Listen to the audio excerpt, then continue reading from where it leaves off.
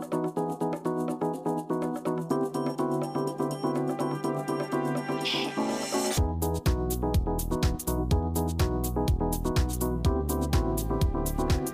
여러분 안녕하십니까? 12시에 반가운 얼굴 박민영의 SNS 박민영입니다.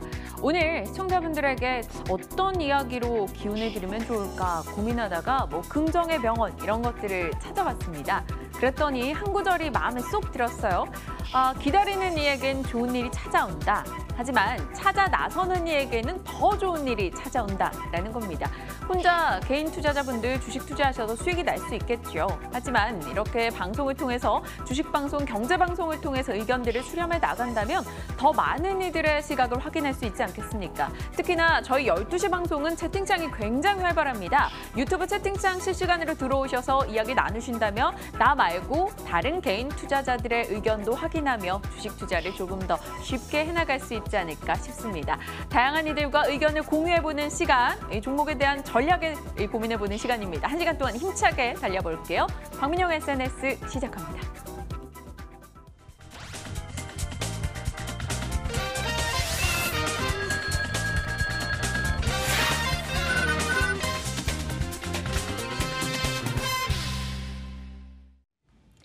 힘들다고 포기하면 아마추어, 힘듦에도 그럼에도 해낸다면 프로입니다. 프로가 되기 위한 도전은 계속됩니다. 박앵커의 올백입니다. 자, 이 시각 함께하는 두 분 어김없이 인사 나눠야겠죠. 권홍석 주인, 박재영 차장 모셨습니다. 어서 오세요. 안녕하십니까. 네, 안녕하십니까. 주말 잘 보내셨는지 모르겠어요, 박 차장님. 주말 많이 더워서요. 맞아요. 계속 집에서 쉬었어요. 방콕. 토요일에 잠깐 애들 데리고 저쪽에 물놀이장 잠깐 갔다가요. 그것도 너무 힘들더라고요. 맞아요. 날이 더우니까 사실 뭘 하나 하는데도 마음을 먹어야 되잖아요. 권 주임님은요? 주말 잘 보내셨어요? 예, 저도 이제 지금 핫한 그 신과 함께라는 그 영화를 한번 토요일 날 봤는데요. 네. 예매하기도 어려워갖고. 어려워요. 참 지금 엄청난 인기의 흥행 속에서 덱스터도 같이 주가가 상승하는 것 같습니다. 보긴 보셨어요? 재밌었어요? 이게 그 원작이 따로 있더라고요. 근데 거기에 비해서는 약간 조금 이제 짧은 시간 안에 그 내용을 다 넣으려고 하다 보니까 네. 약간 내용이 이렇게 갑자기 급전개되거나 그리고 그래도 막판에는 좀 반전이 있어서 약간 좀 감동적인 그런 흐름이 나타나서 물론 20, 30대보다는 또 40, 50대까지 그 마음을 잡을 수 있는 내용인 것 같더라고요. 그래서 감동이 좀 있었고요. 눈물도 조금 훔칫했습니다. 영화 홍보사에서 나오신 느낌인데 박 차장님 왜 웃으셔요? 또 20, 30대보다 40, 50대 하면 또 우리 박 차장님 가셔야겠네요. 봤냐고 물어볼 것 같아가지고. 보셨어요? 아니요, 저는 못 봤어요. 저희 와이프가 금요일 날 저녁에 심야 영화 보고 온다 그래서 다녀오라 그랬거든요. 심야 영화를 봤는데 네. 이제 예매를 좀 늦게 했나 봐요. 제일 앞좌석에서 봤다라고 하더라고요. 심야 영화인데도 네. 주말에 100만 이상 돌파를 했더라고요. 역대 최대 기록으로 알고 있어요. 네. 역대 최대 기록이고 전편, 그러니까 1편, 신과 함께 1편보다도 훨씬 더 좋은 흥행 스코어다라고 이야기를 합니다. 대충 보면 속편이 잘 안 되는 경우가 굉장히 많은데 맞아요. 이건 예상을 깨고 그리고 우여곡절도 많았잖아요. 만들었던 영화를 다 삭제하고 새로 만들고 그러니까요. 그랬었는데 사실 영화 볼만한 게 없어서 그런 건지 아니면 속편이 워낙 잘 돼서 이렇게 기대감이 커서 본 건지 생각보다 굉장히 잘 나가고 있더라고요. 배우들도 좀 짱짱하기도 하고요. 신과 함께 봤는데 박건우님께서 울었네요라고도 올려주셨어요. 또 마동석 씨가 이번 편부터 나온다고 해서 저도 오늘 일 다 끝나면 가서 좀 봐야겠다라는 생각이 드는데요. 저도 보게 된다면 꼭 여러분과 그 후기를 공유하도록 하겠습니다. 시장은 일단 양지수 모두 올라가고는 있습니다. 코스피 0.4%, 코스닥은 0.06% 소폭 올라선 채 움직임을 이어나가고는 있네요. 이런 가운데 박앵커의 올백 포트는 어떻게 진행되고 있을까요? FNF 하이비전 시스템 오늘장에 올라서고 있고요. 그다음에 나노신소재와 원익 IPS는 하락이네요. 나노신소재가 오늘 3% 정도 빠지고 있다는 점 좀 부담이 되고 있습니다. 하지만 하이비전 시스템은 그래도 손실에서 이제 플러스로 전환하는 바로 코앞에 와 있는 상황입니다. 자, 종목 얘기를 좀 나눠볼까요? 하이비전 시스템 FNF 올라가니까 일단 놓고 나노신소재와 원희가 EPS 얘기해보죠. 권주임님, 네. 나노신소재가 저랑 이게 합이 안 맞는 종목인가? 왜 그럴까요? 제가 안 살 땐 올라가고 제가 사면 이러고. 네, 좀 박자가 조금 엇박이요. 네, 엇박이 와서 네. 이게 원래 이제 우리가 보통 이제 매매를 하다 보면은 나하고 안 맞는 종목이 가끔씩 생기더라고요. 맞아요. 있으셨어요? 권주임님은 기억나는 나와 제일 안 맞는 종목. 저는 동진 세미캠. 네. 업황이 좋을 때는 가만히 있다가 또 나쁠 때도 들어가갖고 워낙에 또 이제 사업 내용이 좋고 그 반도체 소재 쪽에 계속 수요가 확대될 거라고 예상을 해서 들어갔는데 계속 이제 안 맞더라고요. 네. 결국에는 그냥 저도 포기하고 놔줬습니다. 저 그럼 놔주니까. 포기하라고요, 나노신소재? 아니 그게 아니라요. 이제 그런 이제 부분에서 박자가 조금 안 맞을 수도 있는 부분이 있기 때문에 일단은 우리가 나노 신소재의 경우에는 어느 정도 한 무릎 정도의 지금 진입을 했다 이렇게 네. 보시면 돼요. 그 지난번에 이제 추천할 때가 6월, 7월 정도 됐었는데 이제 무릎 정도에 이제 진입을 했고 그리고 나서 여기서 이제 어느 정도 조정을 하다가 그리고 이제 나서 한번 상승 랠리를 한번 펼칠 가능성이 있기 때문에 우선적으로 이제 업황에 대해서는 얘네가 지금 그 반도체 관련돼서 지금 SK 하이닉스의 그 레포트로 인해서 반도체 쪽에서 약간 영향을 받는 것 같습니다. 그 외국계 증권사 레포트에서는 SK 하이닉스를 목표가를 71,000원으로 하향 조정을 했는데요. 그에 따라서 나노신소재도 어느 정도 그 랜드와 그리고 디스플레이 쪽에 반도체 사업을 영위하고 있기 때문에 그 부분에서 약간 좀 영향을 받지 않나 이렇게 보고 있습니다. 그러나 이제 그 플러스적인 요인이 그 제가 전에 설명드렸다시피 2차 전지 관련된 기대감이 있기 때문에 향후에 2차 전지에 관해서 뭐 테슬라라든지 아니면 이제 비아디라든지 그런 네. 그 업황이 좀 더 개선이 된다는 여지가 나타난다면 이 회사의 지금 이제 차세대 품목이죠. 그 CNT 소재를 바탕으로 한 그러한 그 소재를 갖다가 납품할 가능성이 있기 때문에 앞으로도 조금 2차 전지 쪽으로 일단 투자 포인트를 잡으시고 일단 보유 관점에서는 계속적으로 들고 가야 된다 이렇게 보시면 될 것 같습니다. 알겠습니다. 나노신소재 일단 기다려보죠. 그렇게 뭐 포트에 들어간 지 오래되지도 않았고요. 손실폭이 큰 것도 아닙니다. 괜찮은 것 같아요. 스위스 유학준수님도 아마 저희와 같이 사셨던 것 같은데요. 나노신소재 저희 한번 꼭 수익으로 나오길 기다려보죠. 될지어다 나노신소재라고 올려주셨네요. 그럼 박 차장님께 질문 드려볼까요? 원익 IPS 오늘 1.7% 정도 밀립니다. 그리고 전체는 한 4% 정도 손실이에요. 저희가 좀 가격이 높을 때 산 것도 아닌 것 같은데, 그죠? 오늘 하이닉스 밀리면서 밀리는데요. 뭐 이 정도는 뭐 그냥 횡보 수준이다라고 보면 될 것 같고요. 하이닉스 하락하면서 오늘 반도체, 장비주 쪽, IT 쪽 전반적으로 안 좋은 모습이 나오고 있는데요. 저는 단기적인 흐름일 거다라고 보고 있습니다. 뭐 하이닉스가 비싸다 아니면 디램 이제 업황이 꺾일 것이다 이런 이야기가 나온 게요. 벌써 작년부터였습니다. 작년부터 이제 그런 이야기 나왔는데 결국은 디램 가격이 오르잖아요. 저는 디램 가격은 구글이라든지 아마존 같은 이 AI 업체들의 설비 투자에 이제 가격 요인이 달려 있다라고 보거든요. 낸드 가격 조금 떨어지고 있고 디램 같은 경우에도 사실 고점 대비해서 하락하고 있는 건 맞아요. 스팟 가격이 조금 떨어지고 있거든요.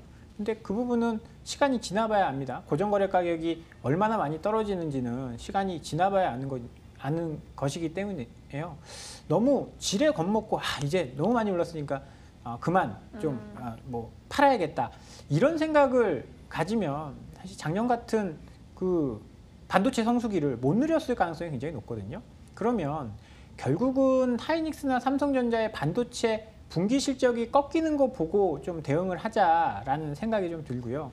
원익 IPS 같은 경우에는 뭐 실적 대비해서 많이 떨어져 있는 상태입니다. 이유는 앞서 이야기한 것처럼 하이닉스라든지 디스플레이 쪽이 안 좋아질 거야. 이런 생각 때문에 그런 건데요. 너무 우려하실 필요 없을 것 같습니다. 네, 알겠습니다.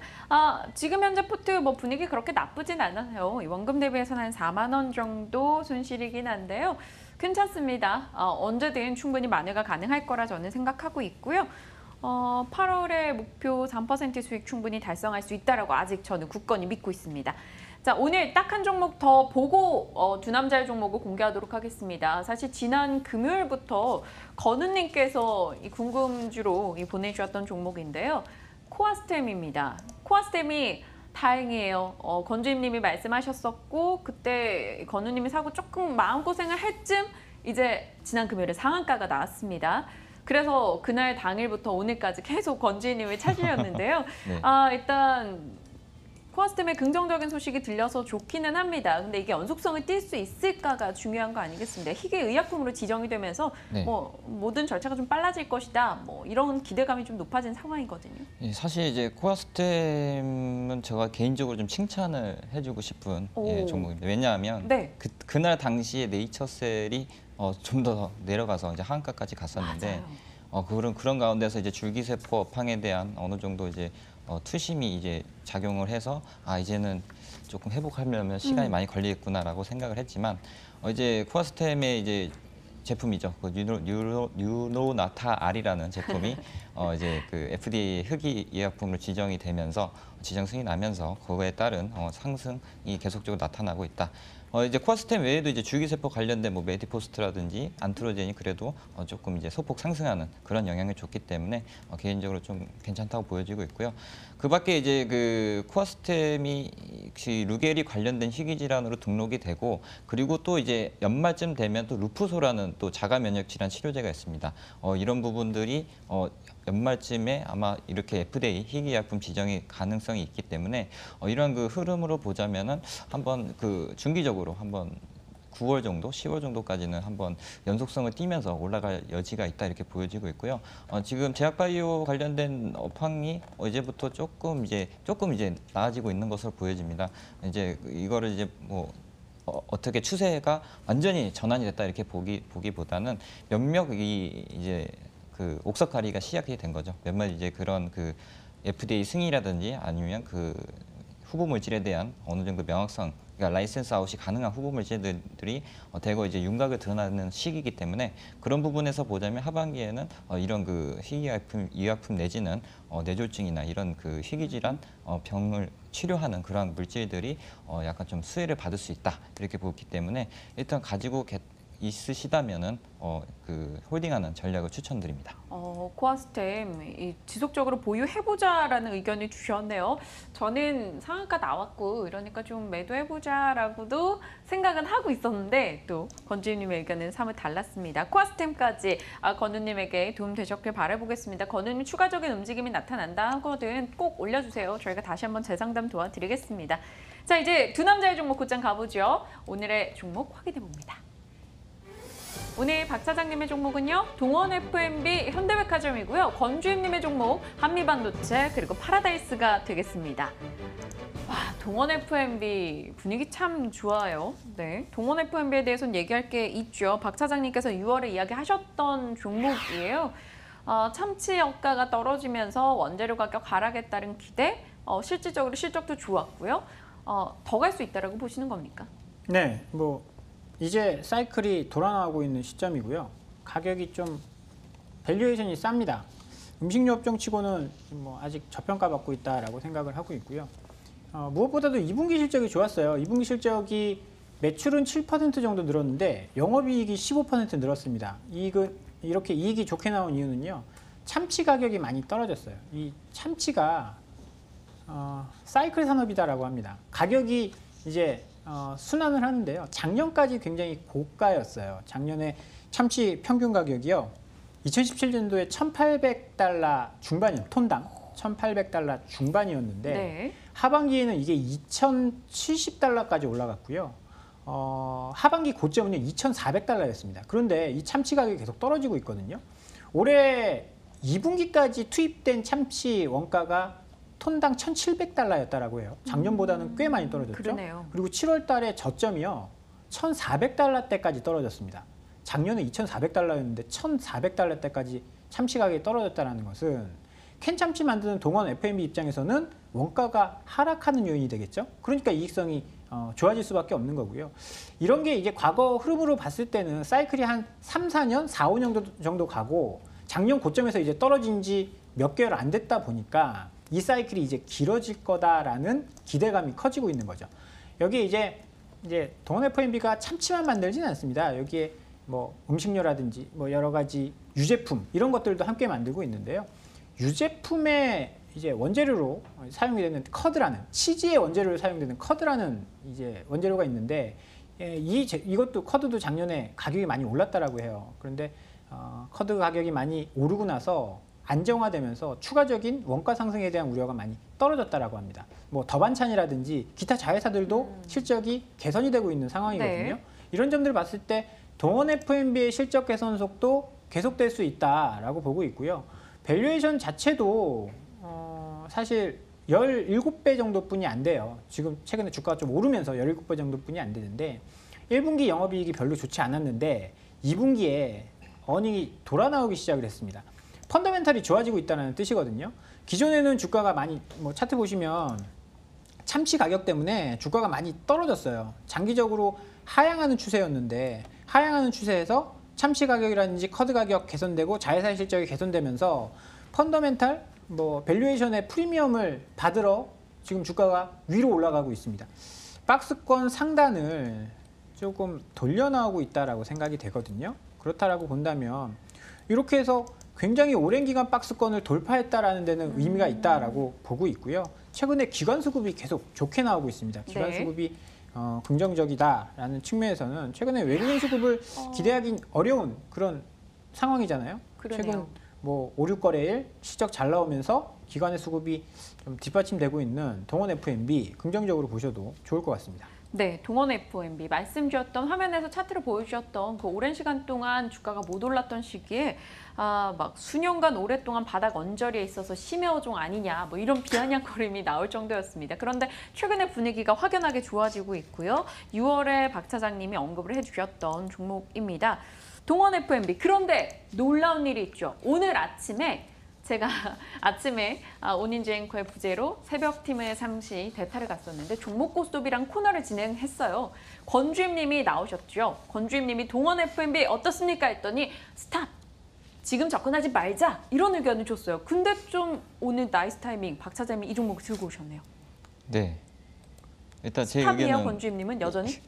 예, 뭐 우선적으로 이제 오전에 설명드렸다시피 이제 그 참치에 대한 그 원가 하락에 대해서 영업이익률은 상승할 여지가 있는 부분이 있고요. 그리고 이제 육아공 제품들이 있죠. 덴마크 브랜드를 갖고 있는 이 동원 F&B가 그 그러니까 작년 대비해서 직전 연도 2016년, 2017년 대비해서 거의 그 시장 점유율이 10% 늘어나는 그러한 그 현상들이 나타나고 있는데 다만 이제 그 제가 우려하는 부분은 이 지금 주가 수준이 계속적으로 이제 바닥을 형성을 하고 있기 때문에 시기적으로는 이제 스탑 의견을 드린 거고요. 이제 그 실적 발표했고 그리고 이제 8월 정도 8월 중순 이후 그리고 9월부터는 한번 그때 다시 한번 상황을 체크를 해보고 접근해 보는 게 낫지 않을까.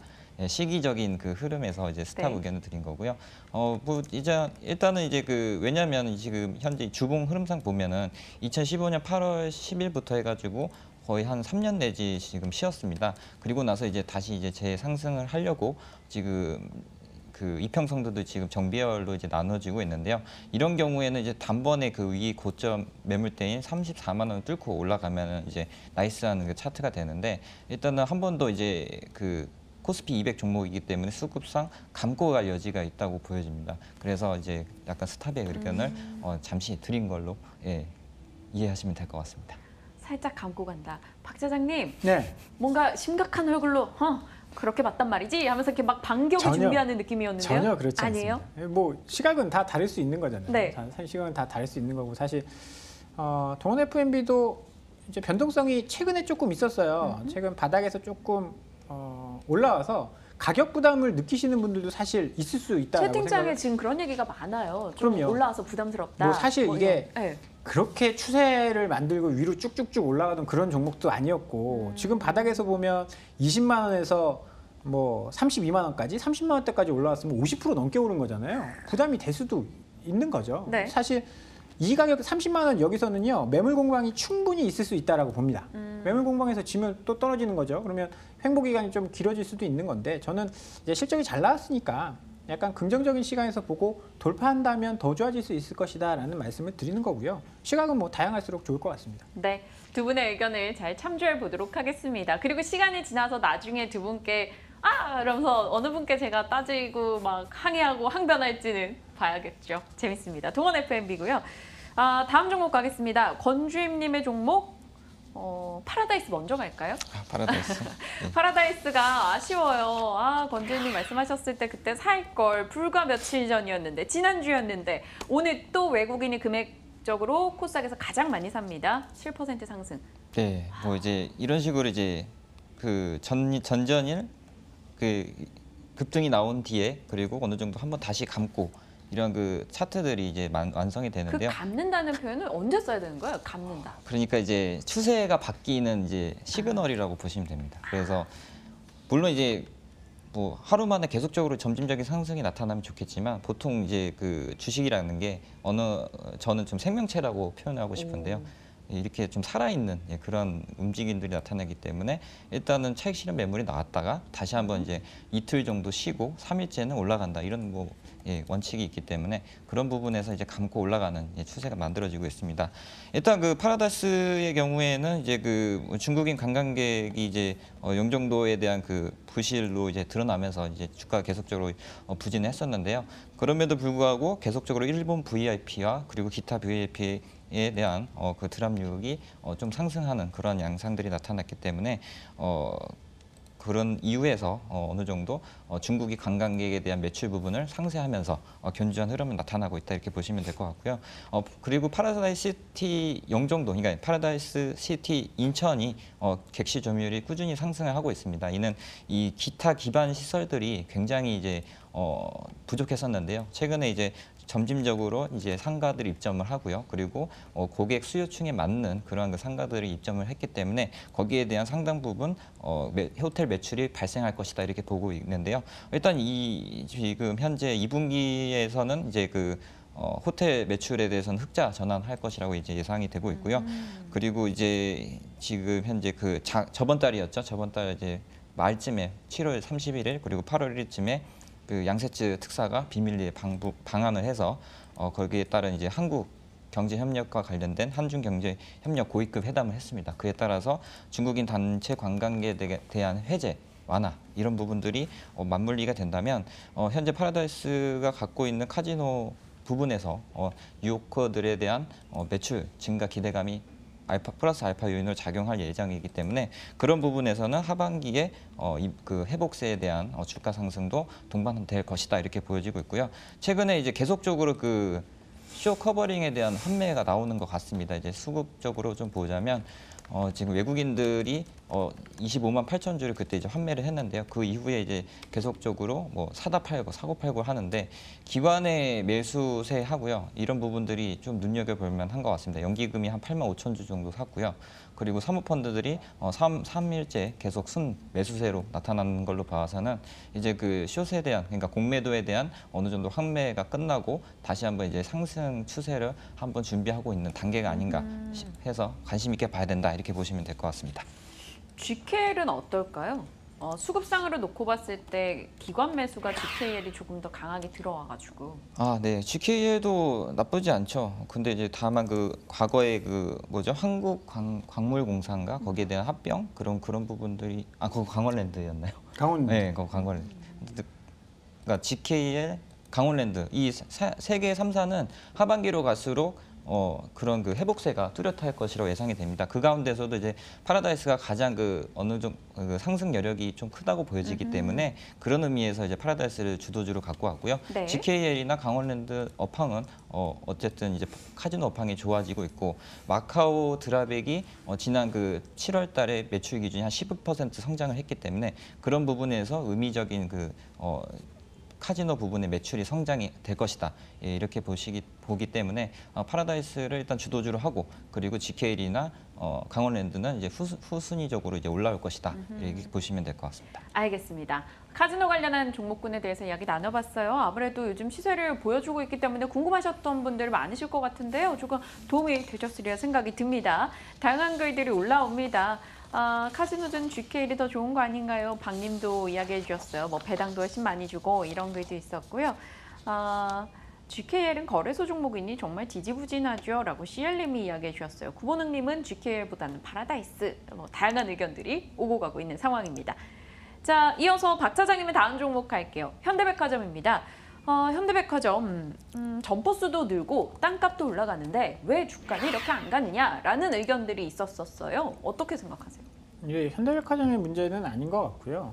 이제 전반적인 소비주 이 면세 관련된 종목들의 문제다라고 보셔야 될 것 같습니다. 뭐 하나 갤러리아 타임월드, 뭐 신세계, 뭐 이런 쪽 뭐 어마어마하게 하락했죠. 호텔신라도 마찬가지고요. 이 면세점에 대한 기대감이 조금 있었던 부분들인데 이게 뭐 사실 얼마 전에 뭐 따이공을 규제한다 이런 우려들이 나오면서 호텔신라를 비롯해서 면세점 관련된 종목들이 뭐 크게 하락을 했습니다.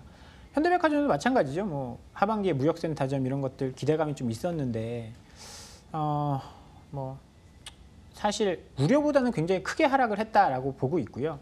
그런 점들은 뭐 시간이 지나면 정상화될 겁니다. 조금 아쉬운 거는 단체 관광이 생각보다 많이 빠르게 늘지 않고 있어요. 뭐 중국도 간보기를 하는 건지 뭐 이제 사드 피해 없다 뭐 이런 이야기 하다가 뭐 결국은 풀어줄 것 같이 하다 안 풀어주고 있거든요. 그런 부분들이 사실 투자자들을 조금 지치게 만들고 있는 것은 아닌가라는 생각도 좀 들고요. 그렇지만 이제 본업이 잘 되고 있는 건 사실이거든요. 이제 백화점 쪽이 워낙 좋지 않았었는데 네. 경기가 어디서 좋아지고 있는 건지 모르겠지만 경기가 좋아지면서 백화점에서 비싼 옷들이 많이 팔리고 있다라고 합니다. 그러면 사실 백화점 입장에서는 옷이 많이 팔리는 게 굉장히 중요하거든요. 남는 것도 많고요. 거기에서 파급되는 것도 많습니다. 뭐 옷을 사는 사람들이 뭐 밑에 가서 식사를 한다든지 아니면 구두나 핸드백이나 이런 쪽에 파급 효과도 굉장히 크다라고 하기 때문에요. 백화점 실적 전반적으로 계속 좋아질 가능성이 있다라는 겁니다. 그리고 11월 달에 무역센터점에 이제 8에서 10층까지 오픈 예정인데요. 그렇게 되면 결국은 이제 면세점 사업은 계속 실적이 좋아질 가능성이 있다라고 보고요. 강북 면세점이 사실 뭐 호텔신라라든지 이런 네. 쪽이 굉장히 강한데 거기에 뭐 워낙에 수요가 많다 보니까 거기서 물건 없으면 안 사나요? 그렇진 않을 거예요. 강남 쪽으로 내려올 가능성이 높습니다. 거긴 뭐 무역센터점 수혜를 받을 가능성이 있다라고 보고요. 유통업종 중에 많이 저평가되어 있습니다. 그런 점 봤을 때 신세계가 주가가 많이 올랐다가 좀 조정을 받긴 했지만 현대백화점도 마찬가지거든요. 그러면 밸류에이션 측면에서는 이쪽이 조금 더 매력적으로 탄력적으로 움직일 가능성이 있다라고 보고요. 신세계도 좋고 현대백화점도 좋고 다 좋지만 호텔신라도 좋지만 가격적인 메리트가 조금 더 있는 현대백화점 주목해 볼 필요가 있을 것 같습니다. 안 그래도 저도 뭐 주말에 더우니까 사실 뭐 몰이라던가 백화점에 많이 가게 되잖아요. 가면 대한민국 사람이 여기다 있구나라는 생각이 들 정도예요. 특히나 아이 있으신 분들은 유모차가 있고 애들이 덥고 하니까 거의 다 이렇게 백화점으로 오죠. 실질적으로 그게 매출에 잘 반영되지 않을까 이런 생각이 들 정도였는데 때마침 백화점 관련한 종목을 얘기해 주셨어요. 신세계와 현대백화점이 고민되네요. 신세계는 정말 신세계를 한번 열어줬던 주가 상승을 보였던 종목이었잖아요. 그래서 만약에 둘 다 좋다면 신세계도 괜찮지 않을까 이런 생각이 드는데 권주임님은 어떠세요? 저는 배당 매력이라든지 그런 걸로 봤을 때는 현대백화점이 상승력이 더 크다고 보여집니다. 왜냐하면 이제 최근에 이제 불거진 그 스튜디오십 코드가 있지 않습니까? 거기 이제 국민연금이 보유 지분 몇 퍼센트 한해서 거기에 대해서 이제 배당이라든지 그런 부분들에 대해서 이제 발언을 할 수 있는 그런 그 이제 권한이 생겼는데요. 현대백화점의 경우에는 현금 보유도 많고 그리고 지난 그 과거의 흐름으로 봤을 때는 배당이 현재는 굉장히 저조한 것으로 나타나고 있는 것 같습니다. 따라서 이번 연도나 다음 연도에는 그런 배당 매력도가 부각이 된다면 현재 주가 수준의 낮은 그 저밸류를 이제 다시 한번 고밸류로 평가받을 수 있는 그런 계기가 되지 않을까 해서 현대백화점이 상승력이 더 크다. 이렇게 보시면 될 것 같습니다. 알겠습니다. 두 분 다 현대백화점에 더 무게를 실어주셨네요. 고민 하나를 덜어주신 것 같아요. 채팅창에 CL님이 이런 글 올려주셨어요. 분명히 먹고 살기 어렵다는데 주말에 백화점 가면 사람으로 북적여요. 차장님은 확실히 업황을 잘 읽고 종목을 들고 오신 듯합니다. 라고 했고 윌리엄님께서는 권주임님께 노바티스가 유전자 치료회사 구조원을 인수했잖아요. 우리나라 유전자 치료회사 스터디에서 나중에 방송해 주세요. 네, 권주희님 이제 스터디도 하셔야 되네요. 네, 언제 한번 기회가 될까요? 네, 언제 한번 제가 그 유전자 치료제 관련돼서 한번 조사를 해서 설명을 드리도록 하겠습니다. 시원하게 답변해 주셨네요. 권주희님 머리 좀 어깨 해주세요, 민용인권님. 하루도 빼놓지 않고 권주인 헤어스타일에 대해서 그만큼 관심들이 많이 있으신 것 같아요. 이야기를 해주시는 분들이 있습니다. 현대백화점 알겠습니다. 좀 적극적으로 고민을 해보도록 할 거고요. 이어서 권주임님의 다음 종목 가겠습니다.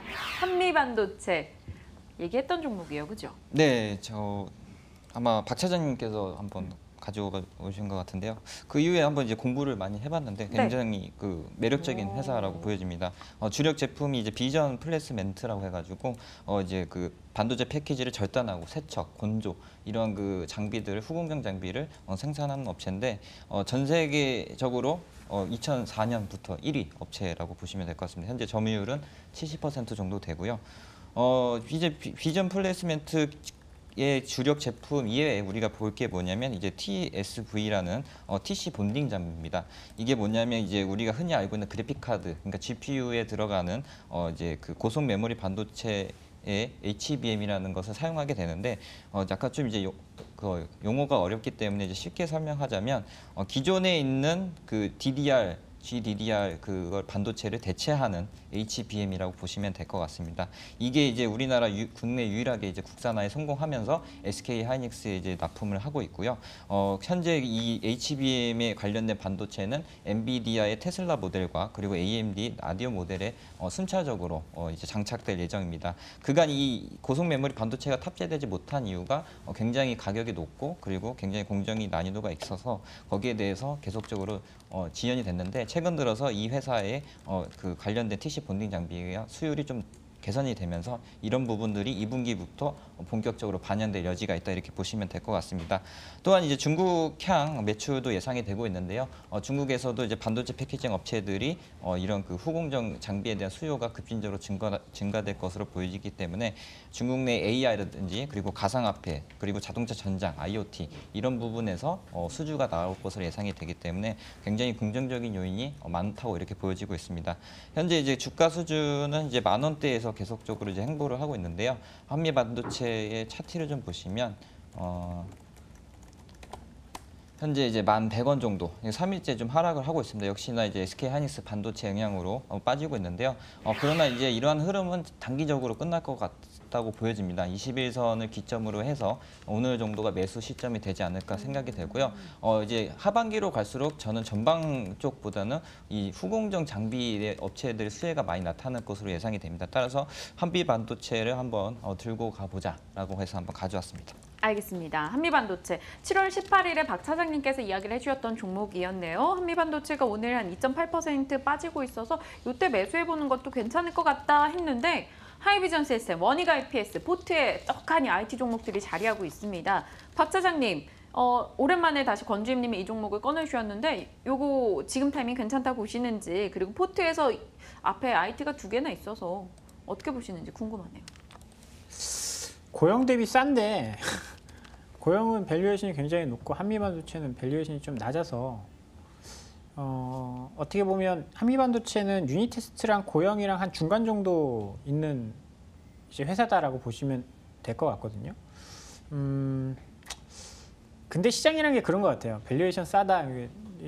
저만 그렇게 생각하는 거지. 남들은 모르는 경우가 좀 있더라고요. 이게 확 알려지면서 급등하는 경우도 있고요.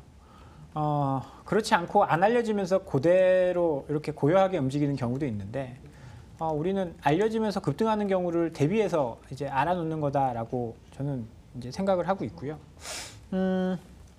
어떻게 보면 이제 반도체 쪽이 워낙에 최근에 이제 핫한 뉴스가 있다 보니까 좀 주목을 받고 있는 거고 그렇게 주목받고 권주임님 사실 몰랐잖아요. 뭐 제가 저번 얼마 전에 방송을 했지만 권주임님 모르고 있다가 다시 공부를 해보니까 괜찮더라. 이런 투자자가 늘어나면 사실 밸류에이션 프리미엄을 받을 수 있는 거거든요. 근데 사실 그게 또 언제가 될지 모르니까 답답한 거고 두 종목이나 있다라고 하니까 조금 더 그런 재평가를 받을 때까지 기다려봐도 좋을 것 같고요. 뭐 관심 종목에 넣어놓을 필요는 있을 것 같아요. 좋습니다. 일단 좀 고민을 해볼게요. 일단 네 종목을 다 들었고요. 마음에 와닿는 종목은 하나 있기는 해요. 그 종목군에 대해서는 조금 생각이 필요할 것 같습니다. 지금 시간이 조금은 여유가 있어서 제가 고민을 하는 사이에 질문을 좀 드려보고 싶은 종목이 있어요. 또 이 종목이 거론이 된다라고 생각하실 수 있겠지만 지난 금요일에 두산그룹주가 다 동반 급등을 기록했습니다. 두산인프라코어 6% 올랐고요. 이쪽에 대해서 좀 이야기를 나눠보고 싶어요. 중국에서 굴삭기 판매가 증가하고 있고 또 과거에 팔았던 굴삭기들이 이제 또 교체 시기이다 보니 이 교체 수요가 늘 것이다. 이런 얘기도 나오거든요.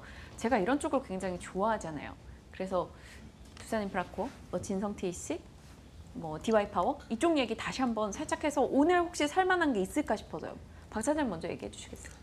그쪽 사실 두산인프라코어도 이제 좋아야 되는 게 정상인데 지금 무역 전쟁한다라고 하면서 산업재나 이런 쪽이 다 안 좋은 그런 모습이거든요. 근데 결국은 이제 11월 달에 중간 선거 전에는 이제 투자 관련된 재정 정책에 관련돼서 이야기가 나올 가능성이 있습니다. 네. 그다음에 캐터필러도 실적이 좋았고요. 중국도 굴삭기 판매 잘 되고 있고 그러면 이제 저평가 매력이 저는 충분히 있다라고 보고요. 지금 무역 전쟁과 관련된 이슈가 좀 희석이 되면 희석이 되는 시점이 되면 소재, 산업재 이런 섹터를 우리가 좀 눈여겨봐야 되고요. 두산인프라코어, DY파워, 진성 TEC, 두산밥캣 다 좋은 대안이 될 수 있다라고 저는 생각을 하고 있습니다. 그 가운데 하나를 굳이 꼽아본다면요. 아무래도 조금 더 가까운 두산인프라코어가 나을까요? 글쎄요. 저는 개인적으로 두산그룹을 그렇게 좋아하는 편이 아니라서 사실 중소형주 보신다라고 한다면 진성 TEC도 괜찮아 보이고요. DY파워도 나쁘지 않아 보입니다. DY파워는 실적도 좋고 밸류에이션도 싸거든요. 대북 관련돼서 엮인 부분들이 좀 주가를 많이 변동성 있게 만들었는데 저는 DY파워도 좋다라고 보고요. 진성 TEC 같은 종목도 캐터필러양 매출이 확정이 되어 있는 거예요. 확정된 장기 공급 계약이 있는 그런 업체이기 때문에 주가가 이렇게 많이 빠진다면 중장기적으로 관심 있게 좀 보셔야 되는 종목인 것 같습니다. 권주임님의 의견은 어떠세요? 저는 이제 그 투자자마다 그 조금 이제 시각이 다를 거라고 예상이 되고 있는데요. 미국이 굉장히 인프라 투자에 대한 부분에 대해서 긍정적이라고 하시면 두산밥캣을 사시면 될 것 같고요. 그리고 이제 중국향 매출이나 건설 쪽이 경기가 좋아질 것이다라고 보면 두산인프라코어를 한번 이렇게 접근하시는 그러니까 간단하게 이렇게 접근하시는 전략이 좋아 보입니다. 고민스럽네요. 하나만 더 짚고 갈게요. 박 차장님께 신대양재지 매도가는 얼마로 잡아야 될지 궁금하다고 간략하게만 신대양재지 말씀 주시고 제가 놓쳤는데 그 뒤로도 잘 갔잖아요. 일단 오늘 안 빠지니까 9만 원 넘게 보셔도 될 것 같아요. 9만 원 초반대를 1차 목표가 잡으시면 될 것 같습니다. 알겠습니다. 님께 좀 도움이 되셨길 저희 바라보겠습니다. 이어서 종목을 고민을 해야 되는 시기인 것 같아요. 사실 저는 오늘 하나 사고 싶긴 한 게 현대백화점이거든요. 현대백화점이 좀 좋지 않을까, 나아질 것이다 라는 생각에 매수해야겠다라고 마음을 먹고는 있었는데요. 아무래도 고점 대비해서 오늘 좀 탄력이 확 둔화되니까 조금 낮게 매수가를 걸어놔 볼까 이런 생각은 드는데 어떻게 보십니까? 네, 그것도 좋은 방법인 것 같네요. 시장 흐름 보면서 해야 되니까 현대백화점도 지금 고점 대비해서 좀 밀리고 있는데 10만 2천 원 한번 걸어보죠. 10만 2천 원으로요? 네, 좋습니다. 걸어놓고 만약 체결되지 않는다면 내 종목이 아니다 생각하고 아니면 다음 기회를 또 노려본다 생각하고 이 가격대로 한번 넣어놓도록 하겠습니다. 6주 넣어둔 상황이고요. 네, 지금 체결이 되는지 여부는 제가 추가적으로 방송 진행해 나가면서 말씀을 드릴 거고요. 만약에라도 이 방송 이후에 그렇게 된다면 채팅창이라도 꼭 올려놓도록 하겠습니다. 채팅창 함께하고 계신 분들이라면 글을 통해서 참 확인이 좀 가능하실 것 같으니까요. 꾸준하게 점검을 해주시길 바랍니다. 오늘은 현대백화점을 포트에 넣는 시도를 해봤습니다. 어떻게 될지 그 결과는 여러분들께 추후에 전해드리도록 하겠습니다. 자, 자, 오늘 박재영 차장님, 권홍섭 주인님과 함께 종목에 대한 전략 챙겨봤습니다. 두 분과는 여기서 인사 나눌게요. 두 분 고맙습니다. 감사합니다.